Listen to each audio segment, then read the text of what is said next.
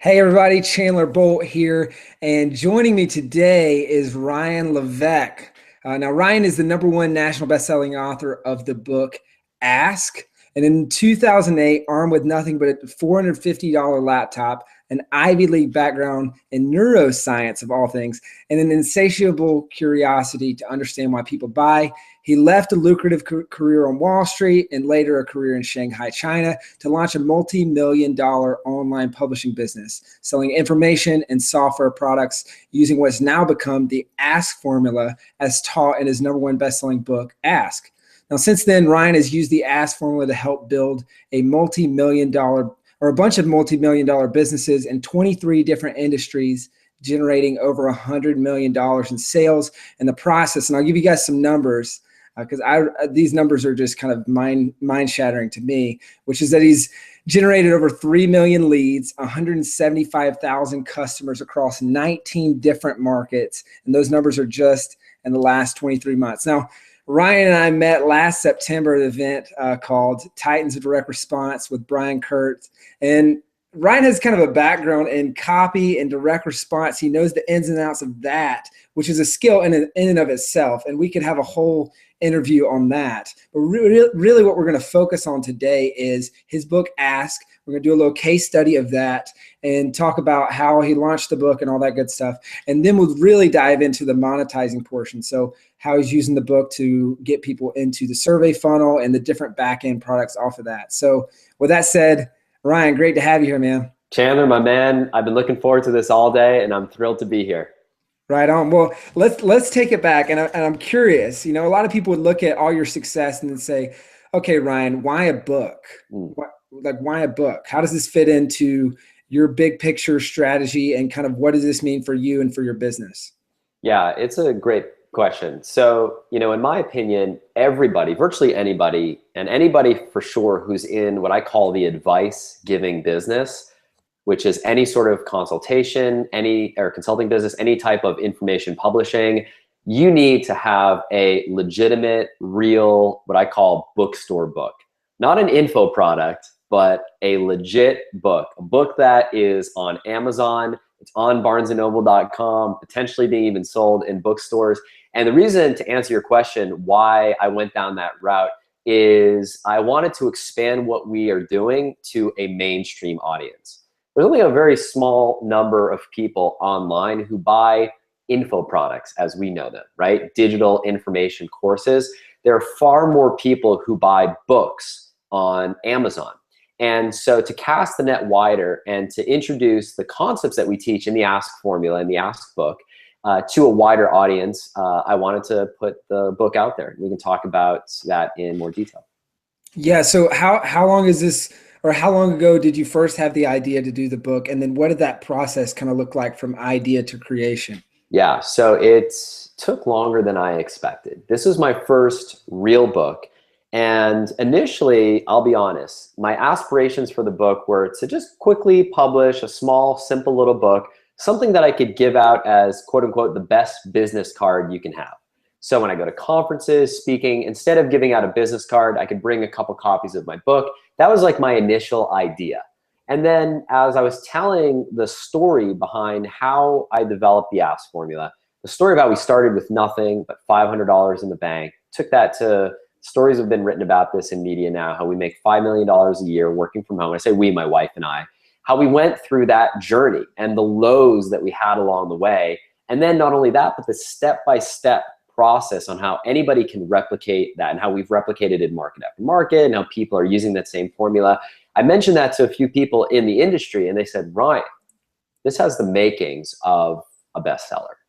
You have to get this all out there. And so it started as maybe the intent of giving away a portion of the process and the story became quickly an evolution to just giving it all away, putting it all in the book, laying it all on the line, and holding nothing back. And I think that holding nothing back, and we can talk about what that means, both on the methodology section of the book where I teach the step-by-step, as well as the story section of the book where in some places when you read the book, you'll see I actually get pretty vulnerable, which is super uncomfortable. I get even uncomfortable reading it, but talking about in just full honesty the struggles that I've had, but laying it out all out there, I think is the biggest reason why the book came out of nowhere to become the nationally #1 best-selling book.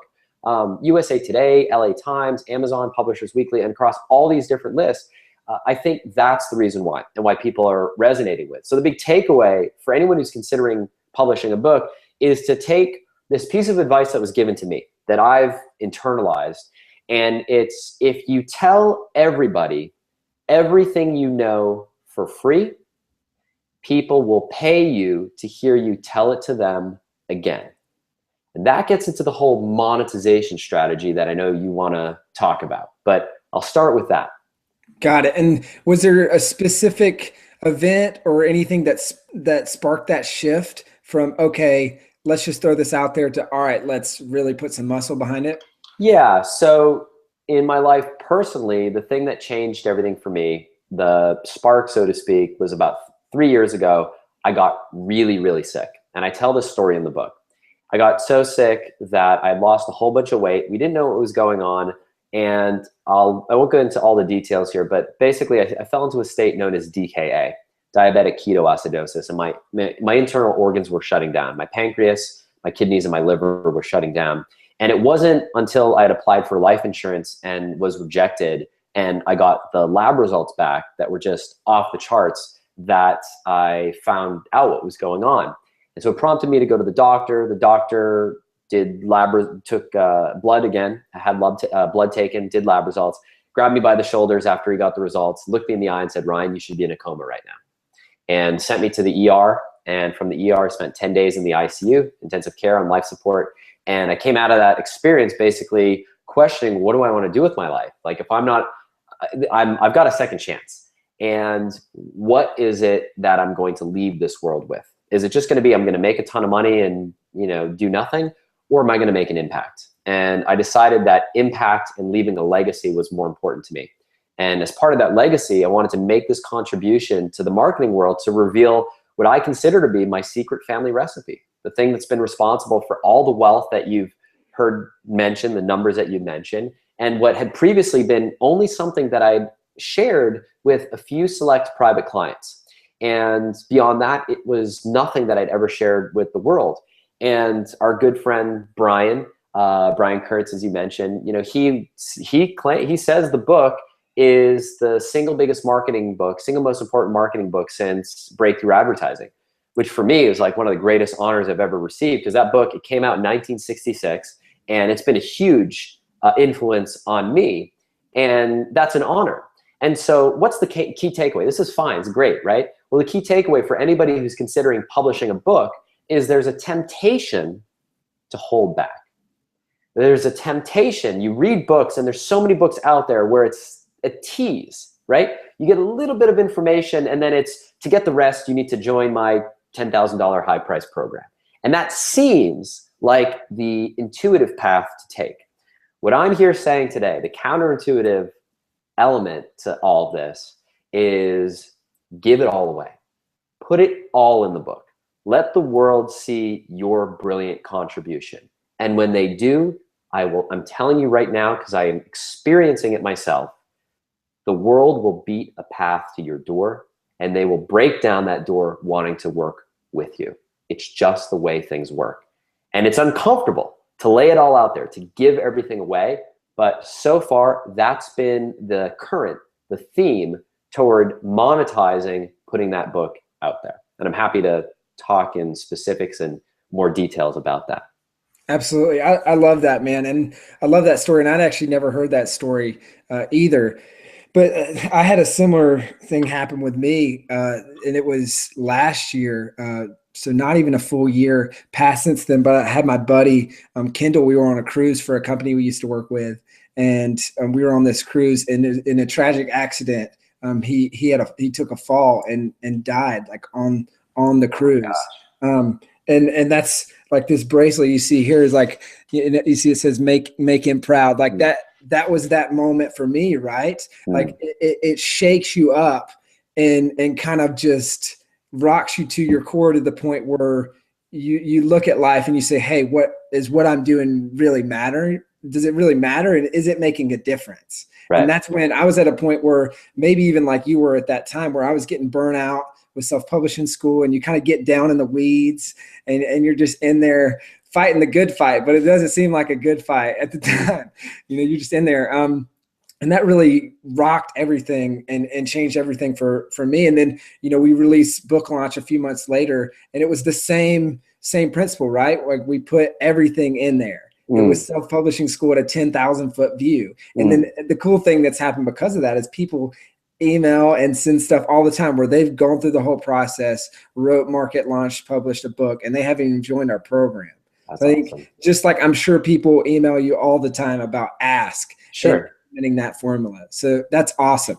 Yep. Love that. But let's dive into a little bit more of the marketing side. So Sure. You've got the book written, you had this epiphany, you lay it out, and instead of just having a short book, it's became the book. And I'm sure there's a lot more attachment to that now. And so you're going to put a lot of muscle into it. So Yeah. what kind of things did you guys do on the marketing end, both pre-launch and during launch, to push that book? Yeah, that's a great question. So, and we did a lot of pre-launch because we wanted to launch it with a bang. We wanted to launch it with the intent of trying to sell enough copies, do enough pre-orders that we could be considered to be on some of these bestseller lists. And, ultimately our goal is, my aspirations went from having the best business card to getting on the New York Times bestseller list. And ultimately, we came very close. We came very close, but didn't quite hit that list. I'm in a very competitive category, which is the how-to category. And unfortunately, the way the New York Times list works, which is different from some of the other lists, is they have a specific category for how-to and advice that's different from business. Had we been categorized as a business book, we could have potentially been a #1 bestseller. But in the how-to advice books, you're also alongside the weight loss books, the health books, the juicing books, the personal organization, decluttering. All of those books are in the personal advice. And our book at its core, the core audience is business owners. So when you're competing head to head against a book where anybody who wants to lose weight, right? Call it, 100 million Americans, versus business owners, call it, 1 million Americans, it's really tricky to compete. So ultimately we didn't hit it, but we hit every other list except for that one. And so we wanted to put a lot of muscle behind the launch of the book. So how did we do that? Well, first and foremost, our #1 traffic source was cold traffic, believe it or not. So we sent people to a page to pre-order the book. And these were people that were not in my world. We didn't have a huge list to pre-launch this to. So my business, the way it had evolved, was from a small private client practice where I'd implemented this formula for a handful of businesses, and has evolved into what we are today, which is a information publishing and training business where we do now have a list with tens of thousands of people on it. But at the time, we didn't. We only had a few thousand people on our list. And so we launched it to our internal list, and we got thousands of pre-orders that way. We took it to cold traffic. And then we also had a handful of partners who were kind enough to support the launch and promoted it to their audience as well. And for us, we didn't have, at the time, because we were so rushing to get this out, with so many things. If anyone's done a book before, there's like, I had a launch date of January 1, 2015. We launched on April 21st. So we only missed it by like 5 months. That's another story. And that was like firing on all cylinders, trying to, make this thing go. And even with that, we didn't have our initial back end in order in a way that I felt comfortable. So with partners, there's no affiliate commission. There was nothing to split. It was just covering the shipping costs of the book, which helped cover our cost to ship people a copy of the book. So we had to promote the book as just being amazing, to be part of a book that's going to be one of the best business books of 2015. And so I had to really sell people on the idea that this is going to be a transformational book. And it's not going to be just yet another book. So the takeaway there, again, is if you create an amazing product, you have a lot more firepower that you can use to recruit partners with you to help get your message out. Got it. And so can you dive in? You said the number one source was cold traffic. Do you want to dive in a little bit more on that and what you guys Yeah, and did for so that? we did a lot of Facebook advertising. We did LinkedIn advertising as well. We did a few, you know, the meaningful sources would be LinkedIn and Facebook. We did a few other things that we tested that didn't get a ton of results, like paid email drops and that sort of thing. But you know, at our peak, we were doing as much as 300 to 330 orders a day pre-launch at the peak, and we're putting a lot of firepower behind that. Then it was the challenge of um, of people waiting to receive their book, right? Because someone, and this is just a great lesson that I learned, if you do a pre-launch like this, you know, people are excited to get your book. And so if you're selling copies of the book in February and you only launch it in April, you're going to have people reaching out to you saying, where's my book? Where's my book? You know, I want it. Even if you're clear and you communicate regularly about the launch date. And so that's something to be mindful of. Be prepared for that. Most people are going to be completely understanding about it, and they're going to recognize, oh yeah, I remember you said you're going to be launching this book in April. I totally get it. Other people are going to forget that little detail, and you know, they might not be as nice to your customer service people. But that's something that I wasn't prepared for, is the volume of people who are going to write in and say, where's my book? I ordered it in February, and kindly reminding them, yes, but as you'll remember, you ordered a pre-release copy, you know, the book's being launched in such and such a date and all that good stuff. So the lesson there is you probably want to consider over communicating that fact if you decide to do a pre-launch. Got it. And so most of these Facebook ad, LinkedIn ads, was it like, what was the copy in those ads? Was it driven towards the free plus shipping book? What was that copy targeted at? Yeah, so I was fortunate enough to get some pre-review blurbs, pre-release reviews from the book. And so we leaned on some of the great things that people have said. So, you know, we have people like Perry Marshall, who's a client, people like Jeff Walker, who's a #1 New York Times bestselling book author, people like Brian Kurtz, our friend Brian. So people that have are known in the marketplace were kind enough to say great things about the book, about the work that they've done with me. And so we leaned on that, right? So we leaned on the testimonials that we had about the book itself. Then, you know, the book has a great story. I mean, you told the story. We started with nothing but a $450 laptop and an internet connection. Started this business. My wife was in grad school. She was getting her PhD in student housing in Hong Kong, of all places, in a tiny little apartment. We started this little business with nothing, literally just nothing. And we took the business to make about $10,000 a month. The first market we went into crashed. So we were left with nothing. And my wife and I looked at each other and said, what are we gonna do? And she said, I'll get a job. And she got a job as a museum curator in Texas, making $36,000 a year. We moved back to the United States, and I launched our second business, and that's where we hit pay dirt. And I think people resonate with the story of how we lived in Brownsville, Texas, which is on the border of Texas and Mexico, one of the poorest zip codes in the country. We had the cheapest apartment we could find that did not have bars on the windows. We had a mattress on the floor. Our only furniture in the living room was two pieces of lawn chairs that we got as the free gift when we opened up our business bank account. That was it. Like, that was our furniture. Two of those collapsible lawn chairs that people bring to their kids' soccer games. That's it. A mattress on the floor and that. And I drive my wife to work. We had one car. It's all we could afford. I drive my wife to work, drop her off, go home, work my butt off, go pick her up at night. We'd come home, eat a quick dinner, and we'd do second shift and work in the business. We took that business from nothing to $25,000 a month in 18 months. And at that point, my wife was confident enough to quit her job. She came, worked in the business with me full time. So she was kind of like I was the first employee, she was the second employee. And we moved to Austin. This was in about 2008, 2009, and haven't looked back ever since. But I think having a great story like that and telling that in your copy, that people are excited. How did you do it? How'd you go from $500 in the bank to making $5 million a year and going into all these different markets? So I think if you have a good story, And so how do you figure out if you have a good story? How do you practice that? Talk to people, right? Have conversations, tell your story to people that you meet at conferences, at events. And if people kind of, their eyes glaze over and they say, oh, whatever, then you know you need to work on your pitch. But if you have people at the edge of their seat and their only question is, tell me more, then you know you're onto something.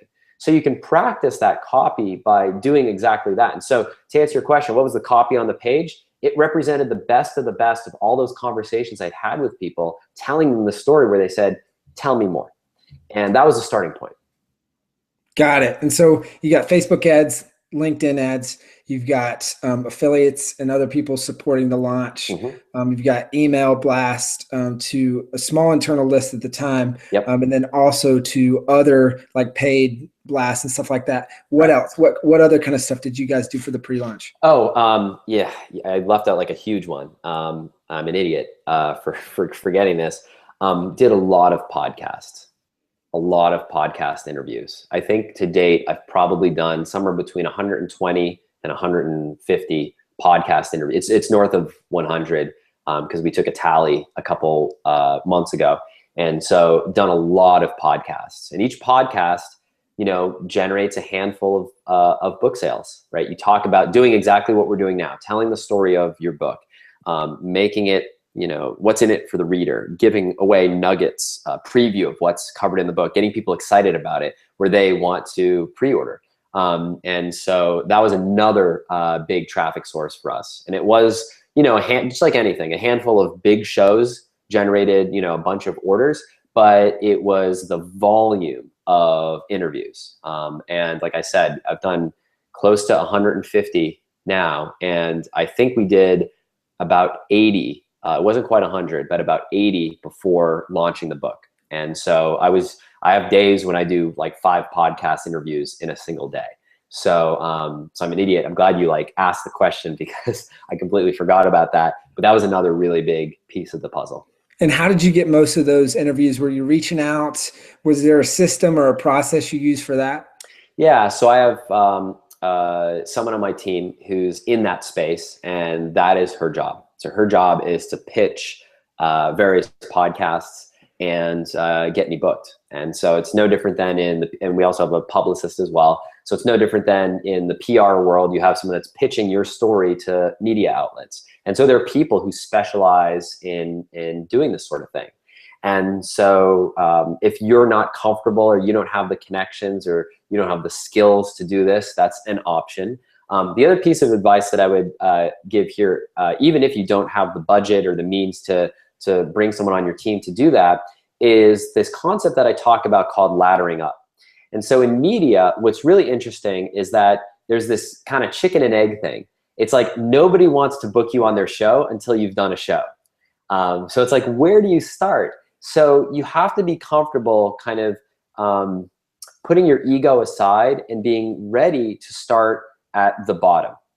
And what happens is in media, and this happened in mainstream media, because I've done a bunch of radio. I've been on the #1 radio station in the country, the LA, New York City, Washington, DC, San Francisco, all the top markets in the country. I've done a ton of radio, but you don't get on the #1 KCBS or WCBS, which is the #1 station in New York. You don't get on WCBS as your first stop.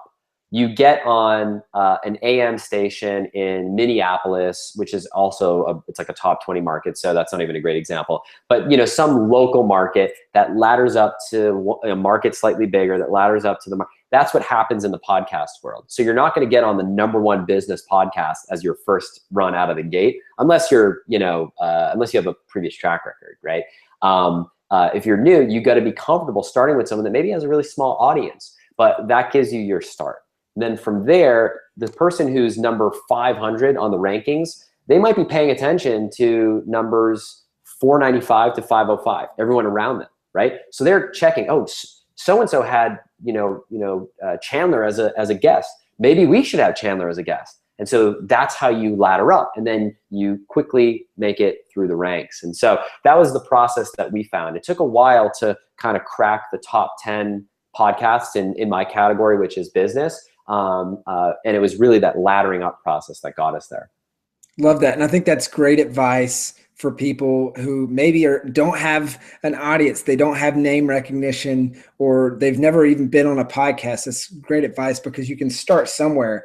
And then, yeah, I've seen this happen with us as well. Like, and even just with this interview, right? Like we started getting some traction, more and more people, like, and then it's you can get to the point where like, hey, everyone else is on this. Like, Right. are you going to do it or what? Right. And Yeah. then you come from a lot more position of power, but you Yeah. have to start somewhere. So Absolutely. let's move on from that and move into launch phase, Mm. and give us a little bit of insight into that. What was that process like? Launch week, did it fire start strong? Was it kind of, what were some of the things you did during that launch week, and the little bit of time after, and then also kind of what were the sales like, and what did that curve look like? Yeah, no, it's a great question. So, you've got a couple decisions, right? As an author, so you can self-publish, you can work with like a vanity press, you can, work with a traditional publisher. So I decided to work with a traditional publishing company. And so in terms of the coordination of the launch, we'd accumulated a number of pre-launch orders for the book.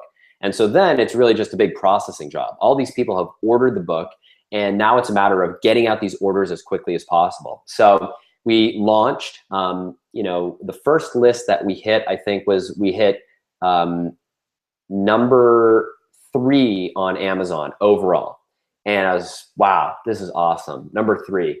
And the books that we were competing against for number 1 were really big deal books. And I know people like Jeff Walker who never hit number 1 on Amazon overall. I'm talking like all categories, not just in a small little category, across all books, especially if you publish a nonfiction book, because fiction books tend to sell so much more. So, when you're going head to head with like Stephen King, good luck. And then I remember that night I was sitting at my counter in our kitchen, and I sometimes work on the counter watching the kids and just kind of being in the kitchen, and I'm refreshing Amazon, and I hit refresh and I don't see the book. I'm like, oh man, we already dropped. And I look up, I'm like, oh crap, we hit number 1. And instantly I'm like, oh my gosh, what if this lasts like 2 seconds? Because Amazon rankings, it's constantly fluctuating. I took a screen capture right away, and I was so excited. And it turned out that we held the number 1 spot for a little over a day. And then we had another big push, a second round of books that came through in our second week, and we hit number 2 in our second week over Amazon overall. And then we hit Barnes & Noble number 1, all categories again. And then from there, the traditional, those rankings are instant, right? Because that's just based on like your sales. And then the other lists come out about, some of them come out like a week later. So they'll tally like the previous week's results. And that's when we knew Nielsen, who publishes the book scan ratings, Nielsen's like the official count. That's when I found that we hit number 1 nonfiction overall in the country across all categories, which was a really big deal. So that was pretty exciting. And then it comes all these other lists, the Seattle list and San Francisco list, LA Times, like all the lists kind of follow suit from there. So that was launch. It was really just hitting list after list, which was really exciting. And that kind of fuels the fire, which is great because it's sort of like once you hit the top of the list, people start recognizing you, they pay attention. So you hit this jet stream. So that's great. And then after the first, I think maybe 2 or 3 weeks of launch, sales start to slow, right, naturally. And so we hovered at we were in the top 1,000 books for a while, for basically a month after we launched. We were in the top, which is a great sign. When you drop like a rock, it usually means that your book wasn't great. You get a bunch of pre-orders, people read it and they're like, so I was like super nervous, right? I'm like, oh crap, like you got a bunch of, and you're like on pins and needles, like what if people hate the book? Like what if they don't like it? And you're just like waiting for like, 1-star reviews, freaking out on that. And to date, we've only gotten one 1-star review. It was just, from a crazy person. who had like, you know, reviewed like 50 products and like 43 of them were like 1 and 2 star reviews, you know, type person. So I think now we have about 220 5-star reviews. And so it's been really well received. And so we were at like 1,000 for a couple weeks, about a month. And then now that we are about 6 weeks after launch, the publishing of this, we've kind of dropped a little bit. We're in like the 4,000 range. We'll jump up to 2,000. There's a little bit of volatility in there. And on the Kindle side of things, we're #1 in all of our categories. My business categories are like e-commerce and web marketing. So we've maintained that #1 position for over 6 weeks. So that's great. That's a great sign that the book has longevity. And so, you know, one piece of advice that I leave here is that what's interesting is I've found that book buyers are more critical than high-end information product buyers, just the way they are. People buy a Kindle book on Amazon for $6.99, and it's like they've got higher expectations than when they buy like a $6,000 training program that you might sell. It's just kind of the way it is. I don't know, you know, why that is, but it's just the way people are. So I just be mindful of that. You know, the other thing is that I kind of lessons learned in launch. There's a temptation to consider planting reviews, right? There's sort of like, all right, should you put fake reviews in there to kind of get the ball rolling? And we didn't go that route. I said, you know what, I'd rather have fewer reviews and the reviews to be honest and just kind of let the chips fall where they are. Like, we did our part. We wrote the best possible book that we could. And when I say we, you know, there's a team behind our book: publisher, editor, graphic designer, the interviewers that I work with, talk about that process. And so we said, well, let's just let the chips fall where they fall. And it helps if you have people that you've worked with that are fans of yours, that have gotten results from your work. Because we reached out to people and said, hey, when you get the book, you know, if you have time, it would mean the world to me to see a review on Amazon. And that's one thing that I learned, is that you have to ask people to review. Now, we never asked people to say something specific, but we asked people, if you enjoy the book, it would mean the world to me just to hear your review, to see your review on Amazon. And that spurred people on to share their review. And I think, in my experience, the most important piece of your listing online, and you probably, I mean, you teach this, I'm like a nobody compared to you in this world. Like I have one book under my belt, you've got like 1 million. So you can speak more to this than I can, but the reviews are like the key, right? Like your product description, your book description, yeah, people read that. Back cover, yeah, that's important. But like, when I look up a book on Amazon, like you know, someone says, hey, you should check out this book. I type in the book and my eye just goes, reviews. And what do I read? The most helpful, right? Most helpful positive, most helpful negative, maybe a couple more, and either I'm sold or I'm no. And so, you know, reviews are key. So you want to think about, so the question is, okay, that's great. How do you, there's a secret that I'm about to share that's more than just creating a good product. And this is something, and by the way, like, if you want a great example of this, check out how I presented the book. If you buy a copy of the book on Amazon, read the introduction, you'll see how I do this in a way that I think is very effective. I tried to anticipate what objections people would have before they bought the book. So I thought, why are people going to say they didn't like the book? And so one thing that I anticipated is that there's some people who are going to say, I don't give a crap about your personal story, Ryan. Just give me the facts. I just want the formula. I don't care, you know, if you were the first person to go to college. I don't care if you grew up poor. I don't care how you, I don't care about any of that. So I anticipated that as an objection. And so in the introduction of the book, I talk about that. I say, hey, listen, if you're the type of person who just likes to cut to the chase, skip the first 100 pages of the book. Read the how-to, and you might want to circle back. If you're the type of person who likes to understand someone's personal journey, you'll really like the first half. Now, here's how this played out in the reviews. People love that. People, it's funny, people just as vehemently argue both sides. There are people out there who say, Ryan, I am so glad that you shared that touching, vulnerable letter you wrote to your mother when you were like at a real low point, almost depressed. That was the most impactful thing of the book. And then there are other people who said, first half of the book, don't waste your time with it, just jump to the methodology.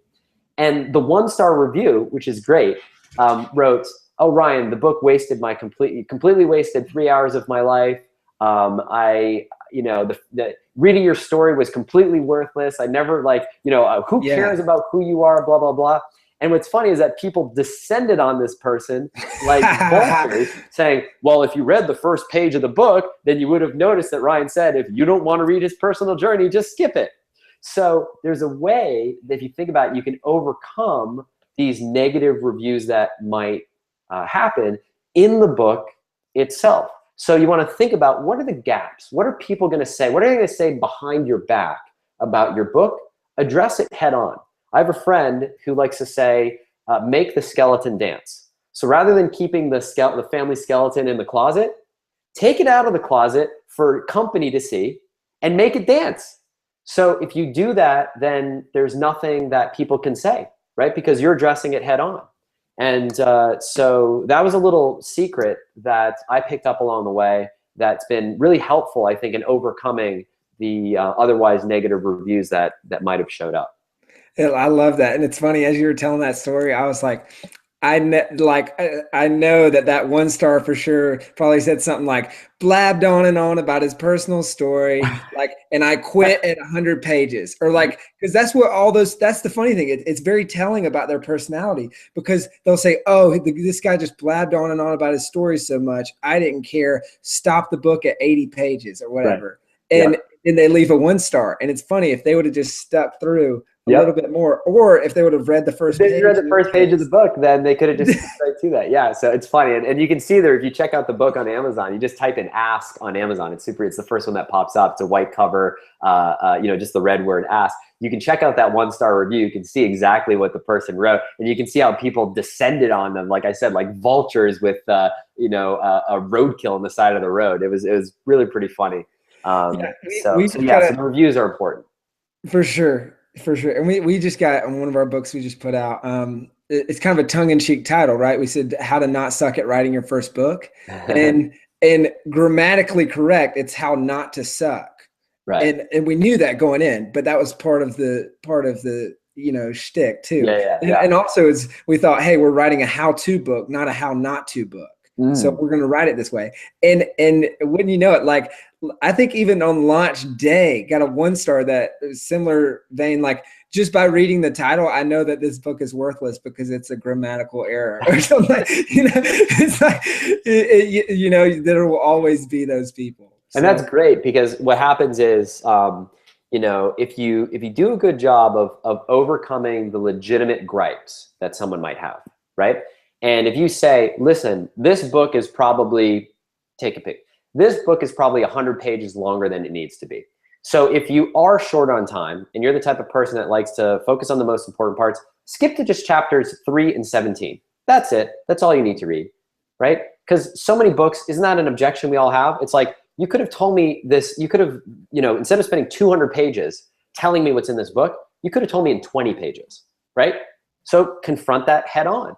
If your story's the opposite, hey, I was really short on time and there's a second volume coming. I didn't have enough time to get everything I wanted to get in here, but I wanted to get it out here now because this is really time-sensitive information. So this book is a little bit shorter than you might expect, okay? And if you like it, let me know, and that'll inspire me to write the second book faster. So what are you doing? You're almost inviting people to leave you a good review saying, I love it, I can't wait for the second one. Where otherwise, if you did not address that head on, people might say, oh my gosh, it was like the book was half written, right? So you can really address these things head on, but it really takes time to think through what they are. And the best thing that happens is if you address it like this and someone leaves you that crazy 1-star review, they look like an idiot. Everyone's like, oh, it's just a crazy person. And if that's the type of negative reviews that you get, then everyone just discounts them and says, oh, this book must be really good. So there's I've learned a lot going through this process, and I'm sure you know these nuances much better than I do around how you can encourage the type of review that you want to get. without breaking Amazon's terms of service, without, you know, incentivizing someone, paying someone to do a review or anything stupid like that. You know, there's a way that you can do it in a way, very artfully, with a little creativity.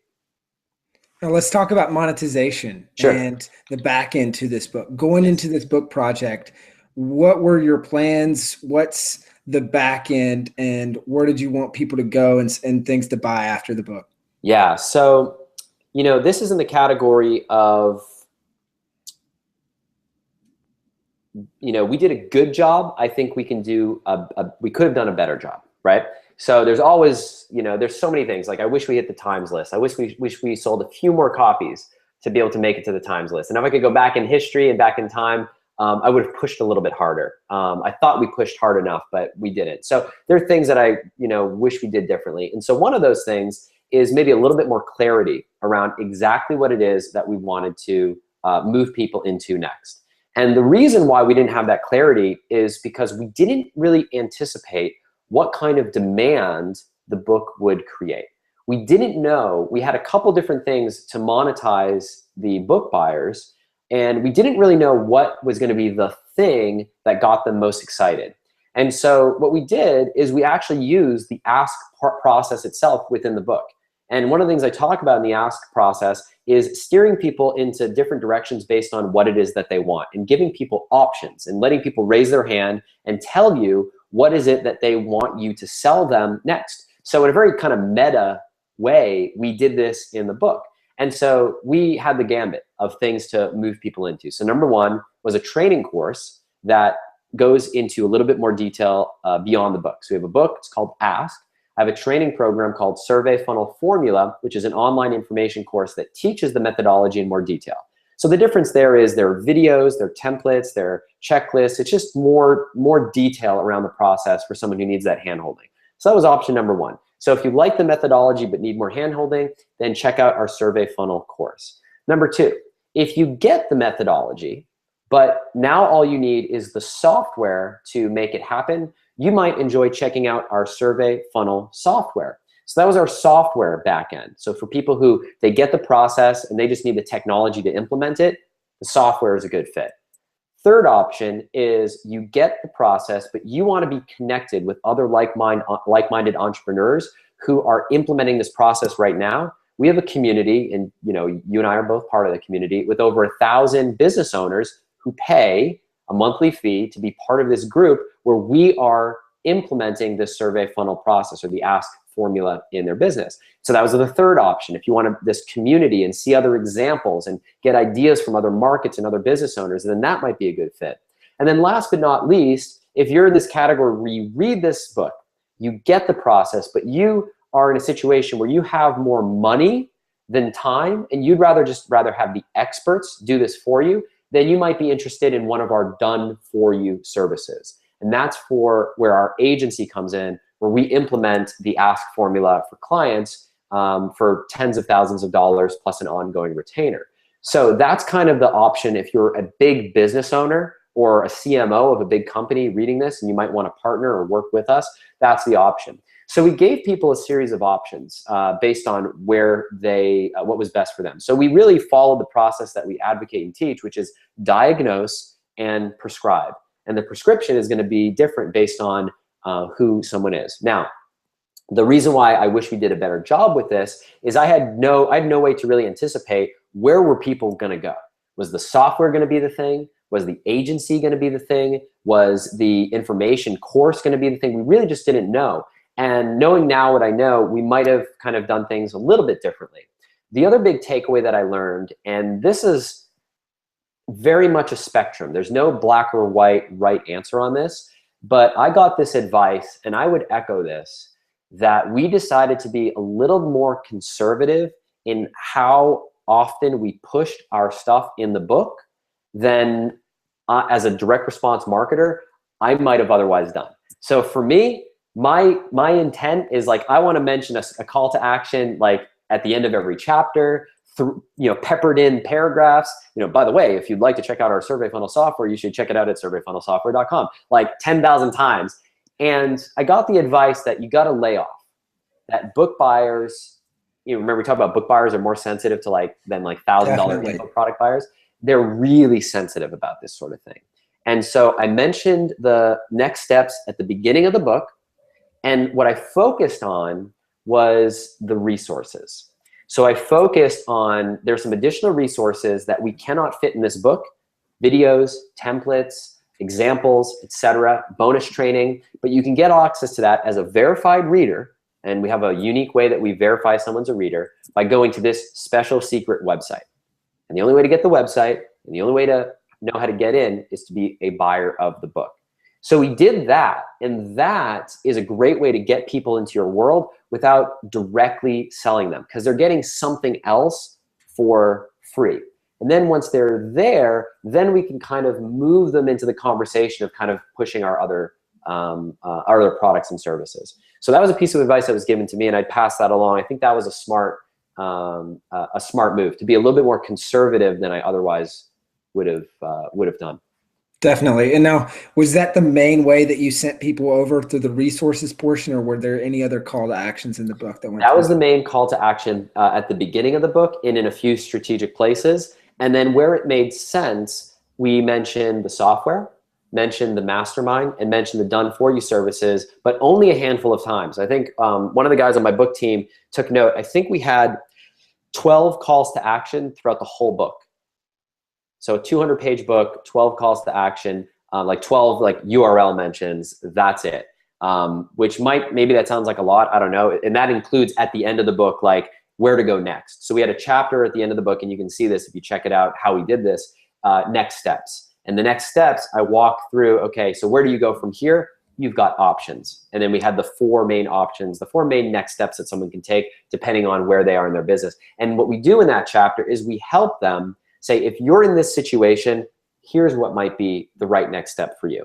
If you're in this situation, this might be the next step. In a perfect world, I would love to have just one thing, right? Here's the next step, do this. But because our book,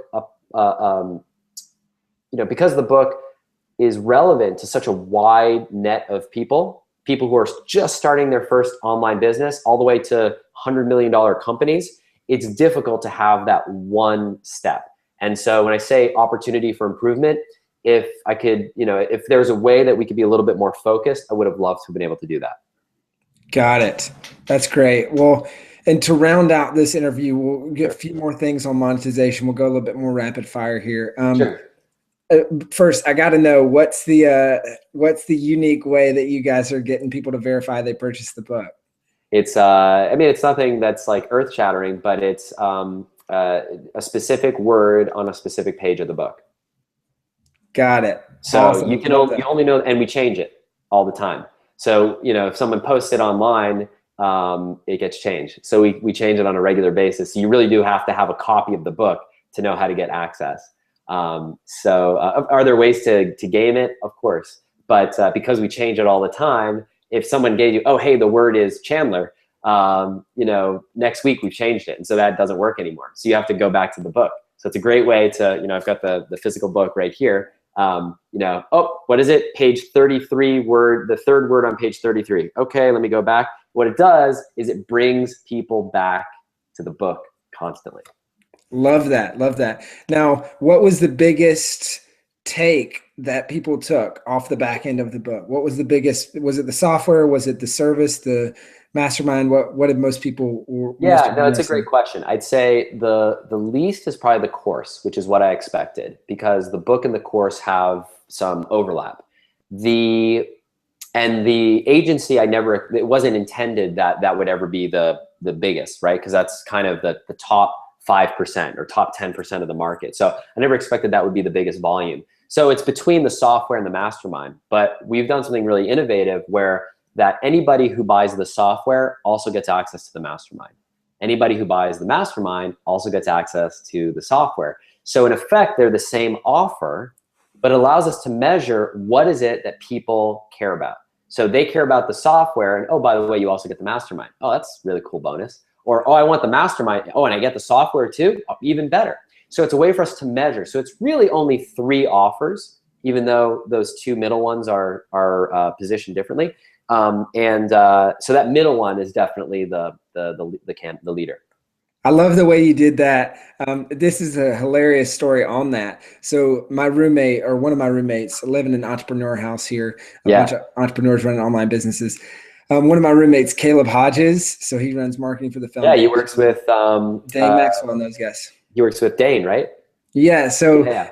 they, they use a survey funnel, and Yep. I think you gave Dane or him a shout out, and Yep. then they got the software and all that, and he started telling me, he's like, oh yeah, I'm in this thing, I pay this amount. I'm like, oh, I'm in this thing, I pay this amount, and it was literally as you were explaining. I was like, wait a second, so how does that work? And we talked about it for like 10 minutes, and we're like, oh my gosh, that's brilliant. It's the same offer, just broken into two different things. Just flips. Because he was on one side of the offer, I was on the other. Yeah, you buy A, get B for free. Buy B, get A for free. So effectively, from a delivery, this is a great business lesson. I know this isn't the point of this interview, but it's a great business lesson because from a product delivery standpoint, my company, we only have to fulfill one thing. It's the same. The client is getting the same thing either way, but it allows us to reposition it. And so you can do this with anything, right? Say you sell 5 things. Make one of those things the product, the other 4 things the bonuses, and just mix it up. And then one of the bonuses, so you have all these different front ends, and the thing that someone really cares about might be one of 5. And the bonuses is what puts them over the edge. So I know that wasn't like the point of our conversation, but yeah, it's a cool little thing, and so far so good.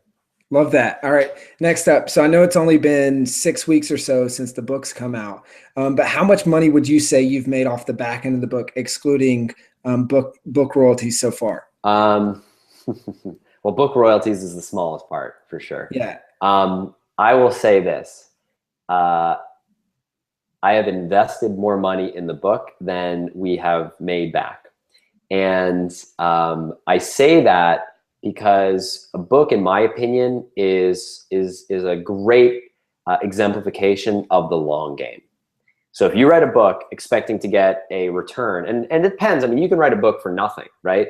But when you take into account the cost of working with a publisher, working with an editorial team, interviewers, graphic design, all those costs, the marketing costs to get something off the ground, for me, it's a positioning thing. It's invest today so that this is going to pay dividends for the rest of your life. If you think about it, being a #1 national best-selling author is something that you will have for the rest of your life. So if you want to look in accounting terms and amortize that, you can amortize that over the next 20 years of your career. 20 years from now, you'll be able to introduce yourself as Chandler Bolt, #1 national best-selling author, right? You'll always have that. You'll always be able to leverage that. And I've done a study with a friend/mastermind partner of mine where we actually did a survey. Surprise, surprise. We asked people, what was the single biggest, what was most important to you? And I forget exactly how we phrased it, but effectively what we did, and we did it in kind of like a unique way, where we said, which person do you trust the most? And we had, I won't get into the way we designed the experiment, but effectively what we did is we had the same name, same face, 5 different ways, and we didn't do it just all lined up. We did it to different populations and randomized the way we expose people to this. But we asked, who do you trust the most? Chandler Bolt, PhD, Chandler Bolt, JD, Chandler Bolt, Dr. Chandler Bolt, Chandler Bolt, #1 best-selling author, and the best-selling author won. So what that tells you is that if you think about it in those terms, if you think about what would it cost you in terms of an investment in your education to get a PhD, hundreds of thousands of dollars, right? At least years of your life. Years of your life, right? And hundreds of thousands of dollars, I'm incorporating into that the amount of lost income that you'd be losing because the opportunity cost of being in school instead of actually working, etc. So you think hundreds of thousands of dollars. So if you think that you can get something that has higher trust than PhD or doctor, and that it's within your grasp, it is an investment. So as far as how much money we've made on the back end, it's impossible.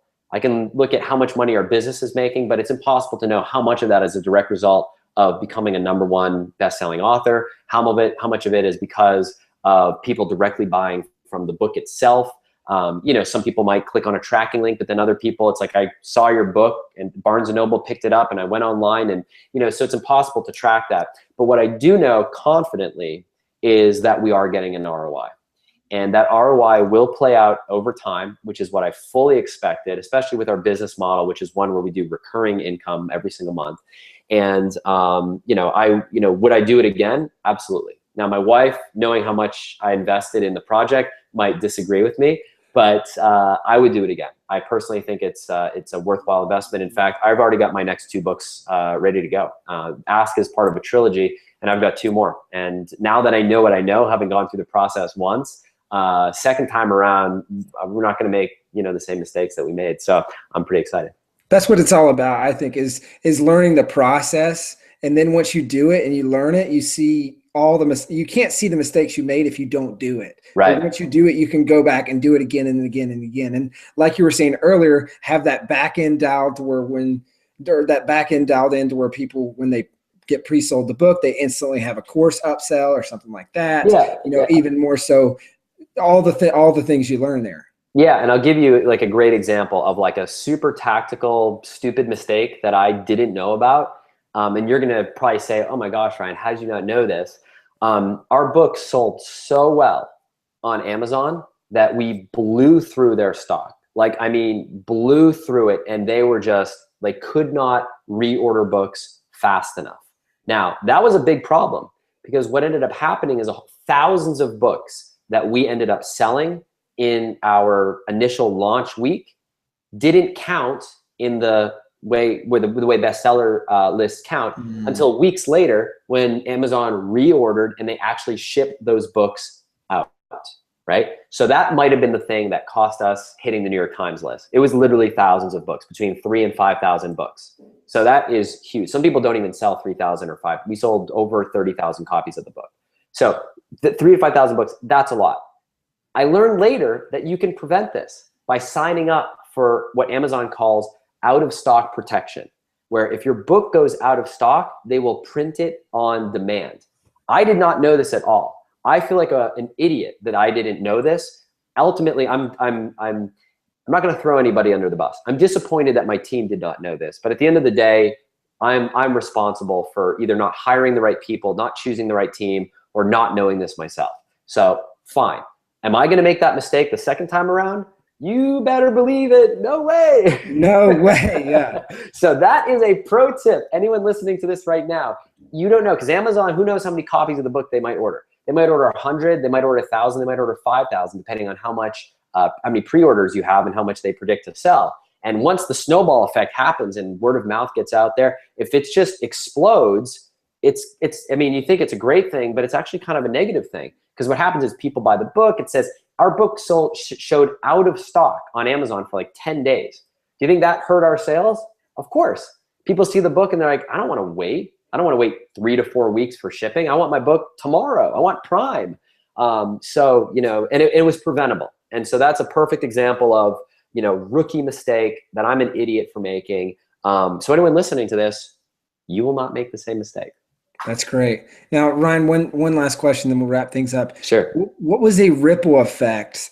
So something maybe you didn't expect to happen on the monetization side, opportunities or ways that you've made money off the book that you wouldn't have expected, but that happened as a result of doing this book.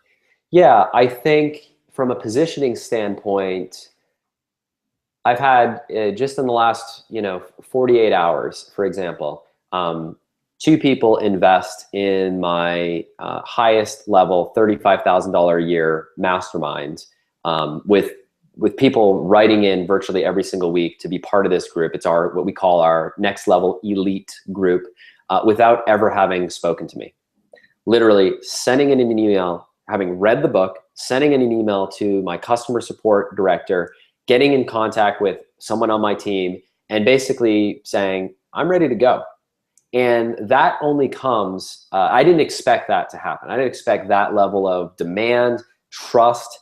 And again, it comes down to just pouring it out there on the page. Just, the advice, if I were to give a sports analogy, is if you leave it all on the field, people will recognize that. and they will want to be part of what you're doing. And so people will be inspired by that. And if you have something worthwhile to say, that's my advice. Just leave it all on the field, leave it all on the page, and things like that will happen. And so it's just, for us, it's just the beginning. We're just 6 weeks out, and I'm really excited. People are already asking, when's the next book coming out, which has kind of put a little bit of undue pressure, because I kind of want to ride this one at least for the rest of the year and enjoy it. Writing a book is a lot of work, and it's a lot of fun. But for me, at least, it took a little bit longer than I expected. So I kind of want to enjoy the rest of the year and see what happens next. As you should. As you should. Because the great thing about this book is this book will continue to make you money and continue to bring in clients like that for a really long time. And next time we bring you on, we'll be talking about how you just released the #1 New York Times bestseller. I love it. Next book, yes, and how much it's just blown the roof off of this thing. So Ryan, thanks so much for coming on here, man. Before we run, how can people get in touch with you or buy the book? Oh, it's a great question. So the best way to do that. So the book, as we mentioned, it's available. Bookstores around the country. It's available. There are even some Walmarts and Targets that carry the book. Barnes and Noble, Amazon. However, for now, and depending on when you're watching this, this will not be forever. But for now, if you go to askformula.com, so askformula.com, and you click on the link to get a physical copy of the book, if there's anything on that page that says to enter a specific coupon code, find that coupon code. If not, just click on the link. And we're shipping out, until we run out of the stock that I have here in my physical office, we're shipping out copies totally for free. All we ask is that you pay a small shipping and handling charge. And it's literally, I only have a limited number of copies to do this. So I can't say like it's gonna be on such and such a date. It's actually till we run out of the copies that we have. We've got I think a few hundred copies left in our office here, and we'll ship them out. So if you want to get a copy of the book, just pay a small shipping and handling charge. That's the best way to do it. Otherwise, you can get the book on Amazon. Kindle is $6.99. The physical copy is $12 or whatever it is on Amazon. So it's really not that massive of an investment. And that's really the best way, I think, to get into my world and to learn a little bit more about the book and kind of seeing some of the things that we talked about in action. And anyone who's interested, I'd be honored for you to check it out. So that's the best next step, my man. Absolutely. Awesome. Ryan, thanks so much for coming on, talking about the book. Guys, if you haven't checked out the book, check it out. Highly recommend it. And thanks again, man. Awesome, man. Thanks so much for having me, and we'll talk soon. All right. See you later. Take it easy.